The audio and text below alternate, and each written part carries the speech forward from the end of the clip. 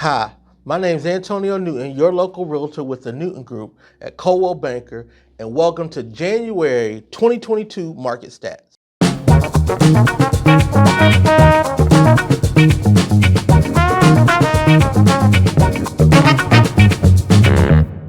Before we dive into this month's Market Stats video, please remember you can catch all of our video content on our YouTube channel at the Newton Group. There you'll find our Time to Talk Tuesdays, which is tips for sellers and buyers. You'll find our After Coffee, which is our interview series, as well as, of course, all of our market stats, and then tons of other video content as well. Make sure you connect with us on social media. Please like it, share it, comment if you have any questions, and reach out to us and let us know if you want us to do a video about a particular subject. And also make sure you click that bell and you subscribe so that way you get notified of all of our video content that we release. So this month we're talking about January 2022 market stats for Northeast Columbia.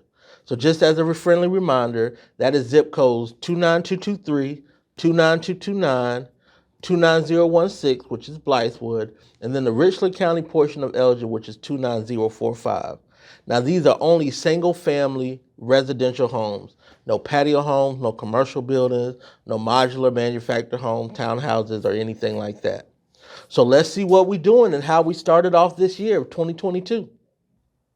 So how's Northeast Columbia doing starting off the year 2022? Well, we're down 11% in total transactions. So we had 213 for January versus 239 last year. So just a slight decrease. But when you look, we still are seeing great appreciation value compared to what we were doing January of 2021. The average home price now is $282,053 versus last year it was $258,183. So that's a gain of 9%. And remember, the average annual appreciation rate in a home is anywhere between 3 and 6% on a national average. Sometimes in some places even lower. But we're at 9% for Northeast Columbia. And when you look at the available active properties that we had, they're about the same. Last year we had 590, and right now we have 595 available. But as you know, if you've been keeping up with the market stats, the data that we like to look at that really gauges the market is not only days on the market, but list price to sell price. So first, let's look at what we were doing in December.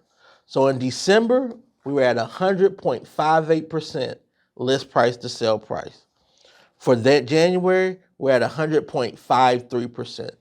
So is there a cool down? If you consider 0.05% a cool down, if not, things seem pretty consistent across that board. And when you look at days on the market, so for last month in December, we closed out at 23 days on the market. And for this month in January, it was 26 days on the market was the average. So yes, things are selling very little, slightly less, 0.05% less than what they did in terms of list price to sell price ratio, and they're staying on the market on average 3 days longer. So not much of a cool off. If you've been paying attention, the Feds have talked about raising the interest rates, and we've seen them tick up a little bit.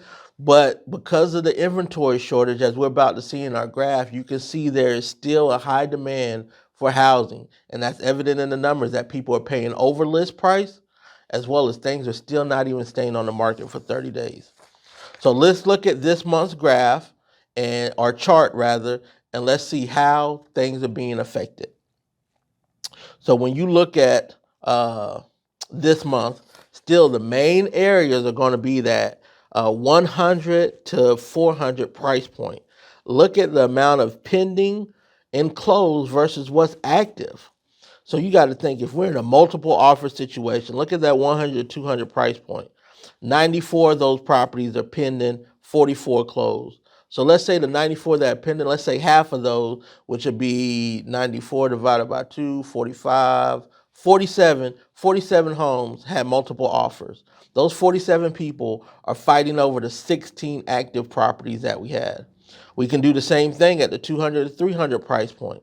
Take that 100, divide the 224 in half, so 112 properties received multiple offers. Just 2 offers. 112 properties received 2 offers. Those 112 people that didn't get a house are fighting over 67 properties. So what's going to happen to that? Some people are going to continue to pay overpriced. Things are going to go quickly. And then the same thing, it starts to balance out a little bit at a 300 to 400 price point. Take that, cut that number in half. You got 100 people fighting over 107 properties. But then look at the 400 to 500. Now, we haven't been seeing a ton of that be off skewed in terms of the inventory shortage. But this month for January, 85 pending properties with only 26 available. If those 85, that's 42, 43 are fighting for 26 properties. So we still see across pretty much every price point going up to 500,000, there's an inventory shortage. And what this is doing, this is making homes sell faster as well as sell for more money. So we continue to see that despite, as of right now, there hadn't been much changes in the market for us going into 2022. So what does this mean for you? Well, that depends greatly on your position. Are you a buyer? Are you a seller? Are you an investor? So it'd be very unfair for me to tell you how you can use this data to apply it to your specific situation. But what I encourage you to do is reach out to us. If you call us or text us, we'll make sure that we carve out time to address and answer your questions and your specific needs on the real estate. Because this is a broad view of Northeast, but based on neighborhood, based on price point, there could be more specific details that you need to know. So give us a call because we'd love to hear from you and see how we can help you. And keep in mind, we can help you across the state, even across the country. If you have any real estate needs or if you know anybody, if we can't help you personally, we love to connect you with a professional agent that can make sure they take care of your needs. So thank you so much for watching this video of January 2022 market stats. I hope you enjoyed it. And if you have any questions, please reach out to me, Antonio Newton, with the Newton Group at Coldwell Banker. Have a great day and stay safe.